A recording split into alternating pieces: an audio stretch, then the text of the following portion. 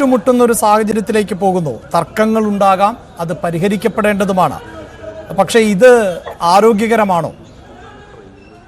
ഇത് തീർച്ചയായും അഭിലാഷ് പറഞ്ഞത് വളരെ കൃത്യമായ ഒരു ഫൈൻഡിങ്ങിലേക്ക് തന്നെയാണ് ഇപ്പോൾ നിങ്ങൾ വിരൽ ചൂണ്ടിയത്. ഇതൊരിക്കലും ഇത്തരം ഒരു രീതിയിലേക്ക് പോകരുതായിരുന്നു. ഇപ്പോൾ തന്നെ വളരെയധികം താമസിച്ച് പോയി, നീണ്ടുപോയി എന്ന കാര്യത്തിൽ തർക്കമേ ഇല്ല. ഇപ്പോ സിനഡ്, സഭയുടെ ഏറ്റവും സുപ്രധാനമായ ബോഡി സിനഡ് കൂടിക്കൊണ്ടിരിക്കുകയാണ്. ഈ സമയത്തും ഇത്തരത്തിലുള്ള കൊള്ളരുതായ്മകൾ സഭയിലെ ആസ്ഥാനത്ത് നടക്കുക എന്ന് പറഞ്ഞാൽ രണ്ടും നടക്കുന്നത് നോക്കുക, വെറും കിലോമീറ്റർ മാത്രം വ്യത്യാസമേ ഉള്ളൂ. മൗണ്ട് സെന്റ് തോമസിൽ സിനഡ് നടക്കുന്നു. സഭ ആസ്ഥാനത്ത് 21ഓളം വൈദികർ ഇങ്ങനെ അതിക്രമിച്ച് കയറി എന്ന് സിനഡ് തന്നെ പരാതി കൊടുക്കുന്ന ഒരു സ്ഥിതിയിലേക്ക് വരിക എന്ന് പറഞ്ഞാൽ, ശരിക്കും പറഞ്ഞാൽ ഇപ്പൊ പരാതി കൊടുത്തു, അതിന് തീർച്ചയായിട്ടും നടപടി ഉണ്ടാവണം എന്നൊക്കെ പറയുമ്പോഴും പോലീസിന് ഇക്കാര്യത്തിൽ എന്ത് ചെയ്യാൻ കഴിയും എന്നുള്ളത് കൂടി ചിന്തിക്കുക. ഈ 21 പുരോഹിതർക്കെതിരെ അവരുടെ പെർമനന്റ് റെസിഡൻഷ്യൽ അഡ്രസ് ആയിട്ട് അവർ കാണിക്കുന്നത് ഈ പറയുന്ന സഭാ ആസ്ഥാനമാണ്. അത് പുരോഹിതർക്ക് കഥ കാണാമെന്ന രൂപതയുടെ ഈ ഒരു ജൂറിസ്ഡിക്ഷൻ അതായത് ഇവരുടെ മുഴുവൻ അതായതുകൊണ്ട് അവരുടെ പെർമനന്റ് അഡ്രസ് അങ്ങനെ വരുള്ളൂ. അങ്ങനെയാണ് എല്ലാ പുരോഹിതർക്കും കാണിക്കുക. അപ്പൊ അവര് പോലീസിനോട് കാണിക്കുന്നു ഞങ്ങളുടെ പെർമനന്റ് അഡ്രസ് ഇതാണെന്ന് പറഞ്ഞാൽ അവരുടെ ആസ്ഥാനം അത് തന്നെയാണ്. പോലീസിന് എങ്ങനെ ഇക്കാര്യത്തിൽ ഇടപെടാൻ കഴിയും, ഏത് രീതിയിൽ അതിനകത്തൊരു നടപടിയെടുക്കാൻ കഴിയുമെന്നുള്ളതൊക്കെ കാത്തിരുന്ന് കാണേണ്ടി വരും. കാരണം അതിനകത്ത് ഒരുപാട് നിയമപ്രശ്നങ്ങൾ വരുന്നുണ്ട്. ഇതിനകത്ത് പോലീസോ കോടതിയോ ഇടപെട്ട് ഇങ്ങനെ എന്തെങ്കിലും ഒരു തീരുമാനത്തിലേക്ക് എത്താൻ കഴിയുമോ എന്ന് ഞാൻ സംശയം പ്രകടിപ്പിക്കുകയാണ്. കാരണം നമുക്കറിയാലോ, വളരെ വർഷങ്ങളായി മെത്രാൻകക്ഷി, ഭാവകക്ഷി, ഓർത്തഡോക്സ് യാക്കോബ പ്രശ്നം കിടന്ന് കളിക്കുന്നത് നമുക്കറിയാം. സുപ്രീം കോടതി തന്നെ പല തവണ ഇടപെട്ടും ഫൈനൽ വേർഡിക്റ്റ് എന്നുള്ള മാതിരി തന്നെ പല വന്നിട്ടും ഇപ്പോഴും കാര്യങ്ങൾ എന്താ പറയാ തീരാതെ അവശേഷിക്കുകയാണ്. അപ്പോ സത്യത്തിൽ ഇതിനകത്ത് സഭയ്ക്കകത്ത് തന്നെ ഒരു നടപടി ഉണ്ടാവേണ്ടതാണ്. ക്രിസ്തുവിന്റെ സഭയിൽ ഇത്തരം ക്രിസ്തുവിന്റെ പേരും പറഞ്ഞ് ലിറ്ററേച്ചറുകളായിട്ടുള്ള കാര്യങ്ങൾ പറഞ്ഞ്, അതും വെറും റിച്വൽസിൽ മാത്രം, ആചാരങ്ങളിൽ മാത്രമുള്ള വ്യത്യാസം പറഞ്ഞ് നടുറോഡിൽ സഭയെ അപമാനിക്കുന്ന ഈ രീതി, അതാണ് ശ്രീ റിജു കാഞ്ഞുകാരൻ. ഞാൻ താങ്കളിലേക്ക് എത്താം ശ്രീ കെന്നഡി. ഇപ്പോൾ ശ്രീ റിജു കാഞ്ഞുകാരൻ കൂടി ടെലിഫോൺ ലൈനിലുണ്ട്. ശ്രീ റിജു, ഈ ദൃശ്യങ്ങൾ കണ്ടാൽ മനസ്സിലാകും. താങ്കൾ ഇത് കണ്ടിട്ടുണ്ടോ? താങ്കൾ ആ സാഹചര്യത്തിൽ ഉണ്ടായിരുന്നോ എന്ന് എനിക്കും അറിയില്ല. വിശ്വാസികൾ ഏറ്റുമുട്ടുന്ന ഒരു സാഹചര്യം ഉണ്ടാകുന്നു. അത് തടയപ്പെടേണ്ട ഒന്നല്ലേ, അല്ലെങ്കിൽ അത് നടക്കാൻ പാടില്ലാത്ത ഒന്നല്ലേ? ഞാനവിടെ ഉണ്ടായിരുന്ന ആളാണ്. കെന്നഡിയെ ഒന്നും അവിടെ ഈ രൂപതയുടെ പരിസരത്ത് വന്നിട്ട് കൊല്ലങ്ങളായി. കെന്നഡിയെ പോലുള്ള ഒരു പുറമേ നിന്ന് പറയുന്ന പോലെ എളുപ്പമല്ല. നമ്മൾ ഇൻക്ലൂഡഡ് ആണ്. ഇവിടെ നിലവിൽ ഈ സിറ്റുവേഷൻ ബിഷപ്പ് ഹൗസിന് മുമ്പിൽ നിന്നുകൊണ്ട് തന്നെയാണ് ഞാൻ ഇപ്പോഴും സംസാരിക്കുന്നത്. ഇന്നലെ ഉണ്ടായിരുന്ന സംഭവം വിശ്വാസികൾ തമ്മിൽ ആചാരപരമായ ഏറ്റുമുട്ടലോ പ്രശ്നങ്ങളോ അല്ല. അതായത് ഇവിടെ ഉണ്ടായിരുന്ന ഞങ്ങളുടെ വിശ്വാസ സമൂഹത്തിൽപ്പെട്ട ഒരു വ്യക്തി യൂറിൻ പാസ് ചെയ്യാൻ വേണ്ടി ബിഷപ്പ് ഹൗസിലെ ബസിലിക്കയുടെ യൂറിൻ ഷെഡിൽ പോയപ്പോൾ അവിടെ ബിഷപ്പ് ഹൗസിൽ നിന്ന് പുതിയതായി ചുമതലപ്പെടുത്തി എന്ന് പറയുന്ന തരിയൽ ഞാളിയത്തിന്റെ ഗുണ്ടകൾ എന്ന് പറയുന്ന 3 പേർ അവരെ ആക്രമിക്കാൻ ശ്രമിച്ചതിനെ തുടർന്ന് അതിനെ പ്രതിരോധിച്ചതാണ്. പിന്നെ എറണാകുളം അതിരൂപതയിലെ വൈദികർ 21 വൈദികർ അതിക്രമിച്ചു കയറി എന്ന് പറയാൻ ഇവർക്ക് എന്താണ് അവകാശം? ഈ 21 വൈദികരുടെയും പെർമനന്റ് അഡ്രസ് എന്ന് പറയുന്നത് ഈ ബിഷപ്പ് ഹൗസാണ്. അവർ അവരുടെ വീട്ടിലേക്ക് കടന്നു വന്നു. അവർ കഴിഞ്ഞ 2 മാസമായി അവരുടെ ബിഷപ്പ് ഹൗസിൽ കടന്നു ചെല്ലാൻ പറ്റാത്ത വിധം ഈ കൂരിയ പോലീസിനെ ബന്ദോബസ്താക്കിക്കൊണ്ട് ഇവിടെ എല്ലാ പ്രശ്നങ്ങളും ശാന്തമാണ്. ഞങ്ങൾ 5 പേർ, ക്രിമിനൽസായ ഞങ്ങൾ 5 പേർ ഈ രൂപതയെ ശാന്തമാക്കിയിരിക്കുന്നു എന്ന് വത്തിക്കാനും ഓറിയന്റൽ കോൺഗ്രസും സിനഡ് മെസ്സേജ് നൽകി. ഇത് ശാന്തമല്ല എന്നും ഇവിടുത്തെ 480ഓളം വൈദികർ ഒറ്റക്കെട്ടായി നിന്നുകൊണ്ട് ഒരേ നിലപാടുമായി നിൽക്കുകയാണെന്നും ഈ വൈദികർക്ക് അവരുടെ മാതൃഭവനത്തിൽ എപ്പോഴും വരാനും പോകാനുമുള്ള അവകാശമുണ്ടെന്നും തെളിയിക്കേണ്ടത് ഈ വൈദികരുടെയും വിശ്വാസികളുടെയും കടമയാണ്. ഈ പറയുന്ന 5 ക്രിമിനൽ വൈദികരുടെ എല്ലാ ബിഷപ്പ് ഹൗസ്, ഈ ബോസ്കോന്റെ എല്ലാ ബിഷപ്പ് ഹൗസ് ഞങ്ങളുടെ പൂർവികർ, ഞങ്ങളുടെ പിതാക്കന്മാർ പടുത്തുയർത്തിയ പള്ളികളും ബിഷപ്പ് ഹൗസുമാണ്. ഞങ്ങളുടെ ആവശ്യങ്ങൾക്ക് ഇവിടെ 24 മണിക്കൂർ തുറന്നു കിടന്നിരുന്ന ബിഷപ്പ് ഹൗസിന്റെ ഗേറ്റ് ജയിൽ പോലെ പൂട്ടിയിട്ടുകൊണ്ട് മുഴുവൻ സമയവും പൂട്ടിയിട്ടുകൊണ്ട് പോലീസിനെ ബന്ദോബസ്താക്കി വെച്ചുകൊണ്ട് ഇവിടെ അകത്ത് എന്ത് ക്രിമിനൽ പരിപാടികളാണ് ഇവർ നടത്തുന്നത്? പൊതുസമൂഹം അറിയട്ടെ. എറണാകുളം അതിരൂപതയിലെ വൈദികർ ഒരു അതിക്രമവും കാണിക്കുന്നില്ല. 21 പേർ അകത്ത് കയറി അവർ ഇരിക്കുന്ന സ്ഥലത്തിരുന്നു കൊണ്ട് പ്രാർത്ഥന യജ്ഞം നടത്തുകയാണ്. അവർ ആരെയും ആക്രമിക്കുന്നില്ല, ഒരാൾക്കും ശല്യപ്പെടുത്തുന്നില്ല, ഒരു ശല്യവും ഉണ്ടാകുന്നില്ല. പക്ഷേ അവിടെയുള്ള ക്രിമിനലുകളായ കൂരി അംഗങ്ങൾ അവർക്ക് ഇവരെ കണ്ടിട്ട് സഹിക്കാൻ പറ്റാതെ പുറത്തിറങ്ങി നിന്ന് ഇവർക്കെതിരെ ആരോപണങ്ങൾ ഉന്നയിക്കുന്നു, ഇവർക്കെതിരെ കേസ് കൊടുക്കുന്നു. അതാണ് നടന്നുകൊണ്ടിരിക്കുന്നത്. എറണാകുളം അതിരൂപതയിലെ വിശ്വാസ സമൂഹം എന്ത് തന്നെയായാലും പ്രാർത്ഥനയും ഉപവാസവും ഒപ്പം തന്നെ അവസാന ഘട്ടത്തിൽ ക്രിസ്തു ചാട്ടവാറെടുത്ത പോലെ ചാട്ടവാറെടുക്കേണ്ടി വന്നാൽ ചാട്ടവാറെടുക്കാൻ ഞങ്ങൾ തയ്യാറാണ്.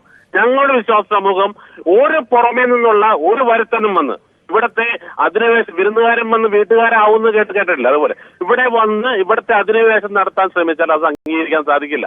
എറണാകുളം അതിരൂപതയിലെ 328 പള്ളികളുടെയും വിശ്വാസ സമൂഹത്തിന്റെ കൃത്യമായ നിലപാട് എന്താണെന്ന് പാരിഷ് സമിതികൾ, അതായത് ഓരോ ഇടവക സമിതിയും കൃത്യമായി തന്നെ സിനഡിനെയും മാർപ്പാപ്പയും ധരിപ്പിച്ചിട്ടുള്ളതാണ്. അതുകൊണ്ട് തന്നെ ഞങ്ങളുടെ നിലപാട് അംഗീകരിച്ച് ഞങ്ങളെ ചർച്ചയ്ക്ക് വിളിച്ച് ഞങ്ങളുമായി ഒരു സമവായത്തിന് ഇവർ തയ്യാറായതുമാണ്. ആ സമവായം രൂപപ്പെട്ടതുമാണ്. ആ സമവായം മട്ടിമറിച്ചത് ഈ സിനഡ് തന്നെയാണ്. അതുകൊണ്ട് സമവായം ഉണ്ടായി സമവായത്തിൽ നിന്ന് കൂടുതലായി ഒന്നും ചർച്ചയ്ക്കില്ല. ഒരു ചർച്ചയ്ക്ക് ഇനി മുന്നോട്ട് പോകണമെങ്കിൽ തന്നെ നിലവിലുള്ള കൂരിയെ പുറത്താക്കിക്കൊണ്ട് മാത്രമേ ചർച്ചയ്ക്ക് പോലും ഞങ്ങളുള്ളൂ. എറണാകുളം അതിരൂപതയിലെ വിശ്വാസ സമൂഹം ഇവർ പുറപ്പെടുവിക്കുന്ന ഒരു കൽപ്പനയും ഒരു നിർദ്ദേശങ്ങളും അംഗീകരിക്കില്ല.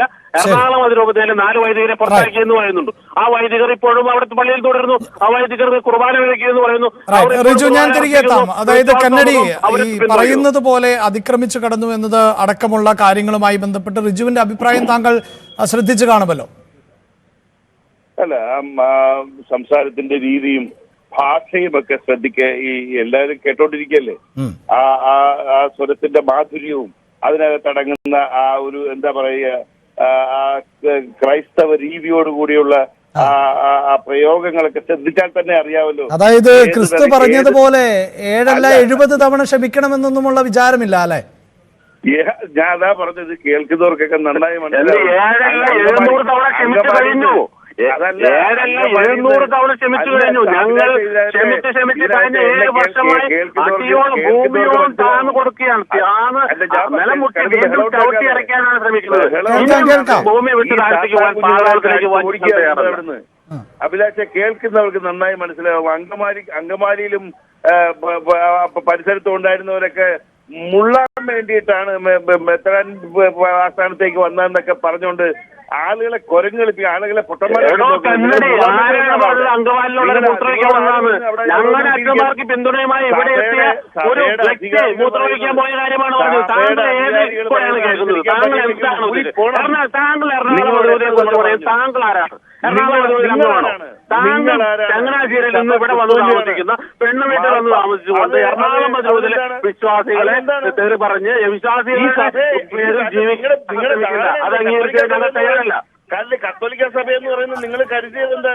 ഈ ചാത്താത്ത ബുക്കിലാണെന്നാണ് നിങ്ങൾ കരുതിയത്? അല്ല, ഇത് റിജു, ശ്രീ കന്നഡി എന്തുമാകട്ടെ, പക്ഷേ ഞങ്ങൾ ഈ ദൃശ്യങ്ങൾ പ്രേക്ഷകരിലേക്ക് എത്തിക്കുമ്പോൾ അത് അങ്ങേറ്റ അപകടകരമായ തരത്തിലാണ് ഏറ്റുമുട്ടുന്നത്. എനിക്ക് മനസ്സിലാകുന്നില്ല എന്താണ് ആ വസ്തു എന്ന്. പക്ഷേ അവിടെ അവരുടെ കയ്യിലിരിക്കുന്ന എക്യുപ്മെന്റ്സ്, ഇരുമ്പ് നോക്കൂ.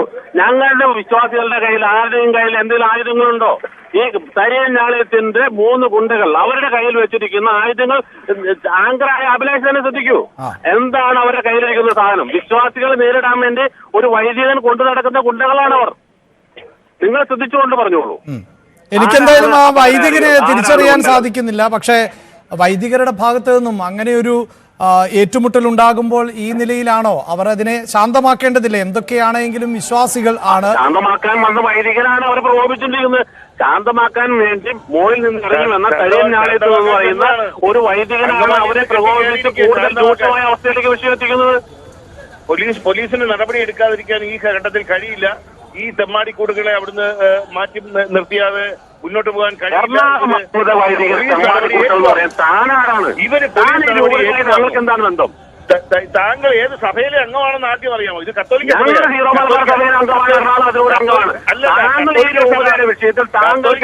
കത്തോലിക്ക സഭ എന്ന് പറയുന്നത് ബ്രോഡ്വേയിലെ സഭയല്ല. കത്തോലിക്ക സഭ നിങ്ങളുടെ തോന്നൽ ആദ്യം മാറ്റ്. ഈ കത്തോലിക്ക സഭ എന്ന് പറയുന്നത് വത്തിക്കാൻ കേന്ദ്രമായ ഞങ്ങൾ കത്തോലിക്ക സഭയിൽ നിൽക്കും, എറണാകുളം അതിരൂപതയിൽ നിൽക്കും, ഞങ്ങൾ തീരുമാനിച്ചോളാം. താങ്കൾക്ക് എന്താണ് പറയുന്നത്? കന്നഡയ്ക്ക് എറണാകുളം അതിരൂപതയിൽ എന്താണ് പറയുന്നത്? സഭയാണെന്ന നിങ്ങൾ ആദ്യം ഈ പുരോഹിതരുടെ തെറ്റായ ഉദ്ബോധനങ്ങളെ ഞങ്ങൾക്ക് വിശ്വാസികൾ ഇല്ല, ഞങ്ങളുടെ വിശ്വാസികൾക്ക് ഞങ്ങളുടെ വൈദികരുടെ വിശ്വാസമാണ്, വൈദികരുടെ നിലപാടിന്റെ വിശ്വാസമാണ്. താങ്കളുടെ രൂപതയോളൂ. നിങ്ങൾ അടി വാങ്ങിയേ അടങ്ങൂ, നിങ്ങൾ അടി കൊണ്ട് ഓടിയേ അടങ്ങൂ, നിങ്ങൾ അടി വാങ്ങിയേ അടങ്ങൂ, അടി കൊണ്ട് ഓടിയേ അടങ്ങൂ. എറണാകുളത്തേക്ക് വരൂ.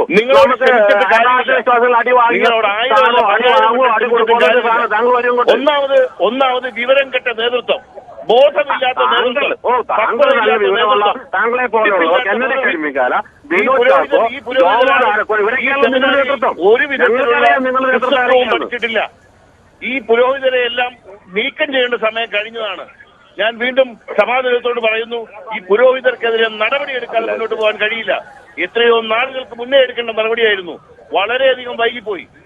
ഇവരൊക്കെ ഇമാതിരി വർത്തമാനം പറയാനുള്ള അവസരം കൊടുക്കരുതായിരുന്നു.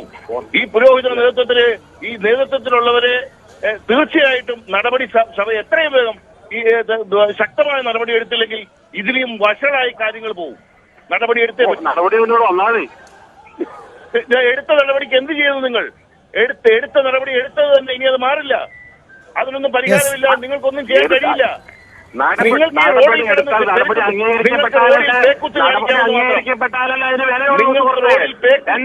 വൈദികനെ പുറത്താക്കി എന്ന് പറയുന്നു. എന്റെ സമൂഹത്തിന് അതിൽ യാതൊരു പരാതിയുമില്ല. എന്റെ ആരാധനക്രമങ്ങളും ഒരു വിഷയമില്ല. അതിലെന്ത് നടപടിക്ക് എന്ന് പറയുന്നുണ്ട്.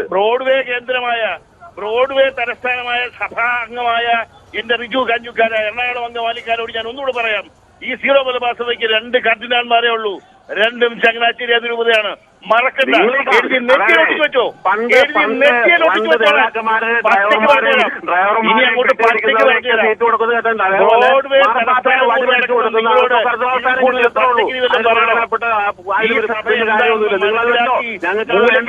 ഇരിയന്റെ ചേട്ടാ, ബ്രോഡ്വേക്കാരൻ സഭ ചേട്ടാ.